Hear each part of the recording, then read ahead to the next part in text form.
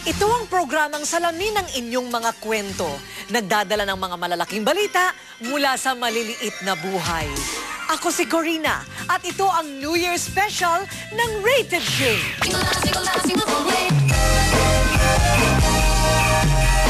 Gusto niyo bang marinig ang mga kwento? Gusto niyo bang malaman ngayon ito? Gusto niyo bang mga kwentong seryoso? Tagumpay at pagkatalo, pag-ibig at pagbabago.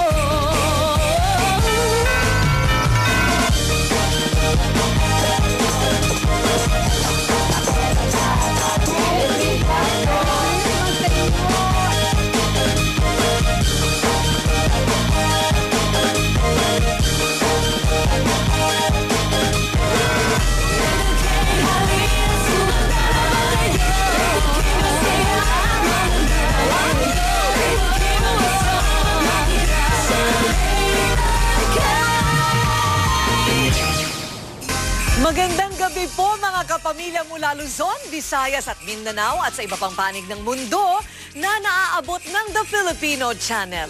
Maraming salamat po at patuloy po rin nyo kaming pinatutuloy sa inyong mga tahanan makalipas ang isang buong taon ng ating pagsasama-sama tuwing linggo ng gabi at sana'y naging maganda, mapayapa at masaganang inyong naging Pasko.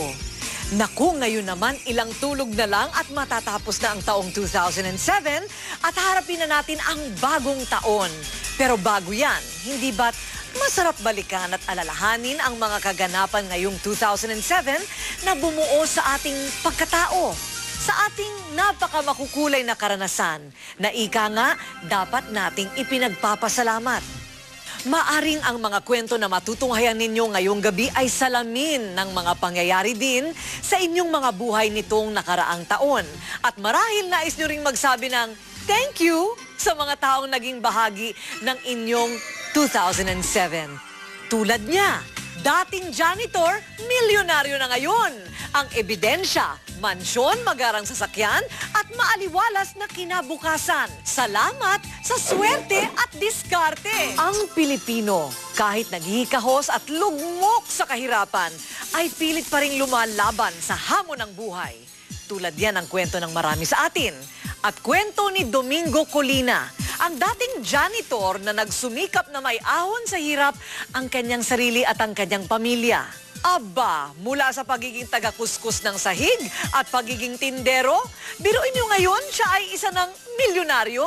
Maganda ang naging taon at napakatayog ng naging buhay nitong si Domingo. Kaya't sabi niya, salamat sa swerte at diskarte. Magpapasalamat po ako doon sa experience ko.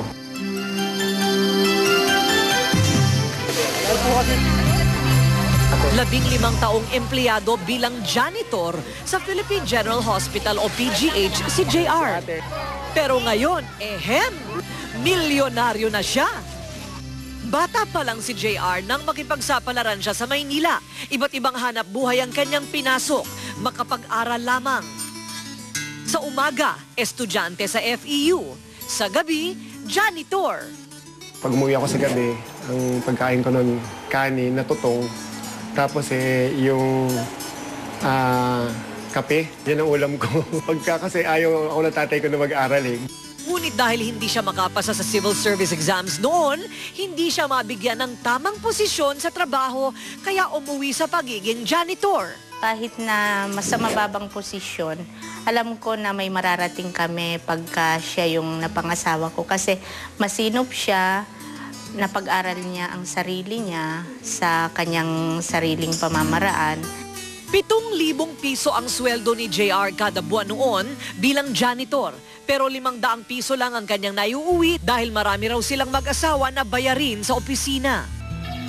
Taong 2004, isang pagsubok ang dumating sa mag-asawa. Nasunog ang nirerentahan nilang apartment, pero hindi naman naabo ang kumpiyansa ni JR. Doon pa ako nakapag-isip na kailangan ko na siguro paalam sa community, sa PGH, kasi nabaon kami lalo sa utang. Malit ang sweldo ko, ma'am.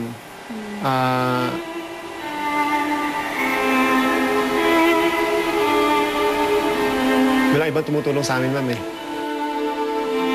Enero taong 2005, kinailangan ng magpaalam ni JR sa naging kapamilya sa PGH sa loob ng 15 taon.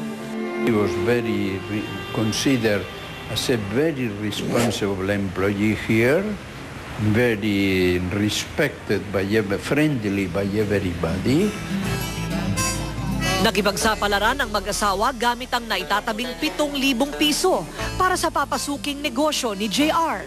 Hindi raw naging madali ang bagong trabaho. Unang-una, mahirap kasi ang mapaniwala at mapabili ang mga tao ng mga kung tawagin ay herbal supplement. Sabi ko niya, ngantay niya na daw pa ako dito. Ay, hindi. Ngunit dahil raw lumaki siyang marunong makisama, sa kanyang pagsisipag ay kanyang naging puhunan, laway lang. Mula sa unang kita na 500 piso isang linggo, ngayon pakiusap nga lang ni JR, sikreto na lang ang halaga ng kanyang kinikita kada buwan. Pero ganun pa man, eto na ang ebidensya. Enero 2007, nakabili ng lupang 400 square meters na nagkakahalaga ng humigit kumulang na 2 milyong piso. Oktubre 2007, natapos ang bahay na pinatayo rito na nagkakahalaga ng humigit na 7 milyong piso. O hindi ba ang galing ni JR?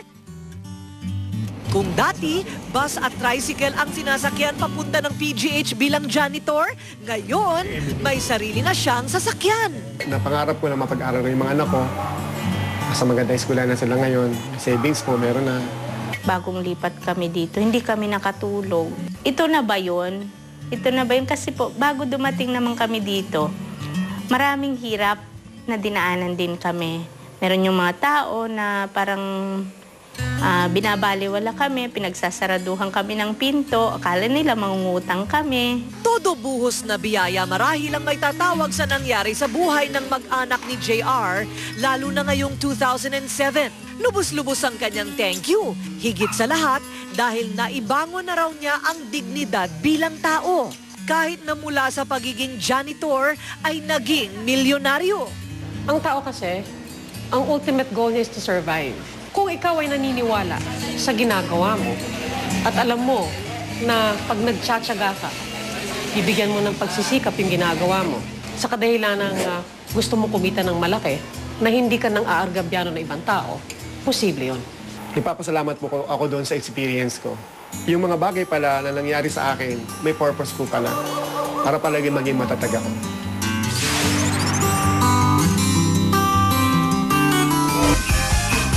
Habang ang marami sa atin ay mahilig magreklamo, madalas nakakaligtaan nating magpasalamat sa araw-araw na biyaya na inireregalo sa atin. Ang pagtatanghal namin ngayong gabi ay paalaala lamang sa ating lahat na ang buhay ay masaya at maganda kung marunong tayong magpasalamat.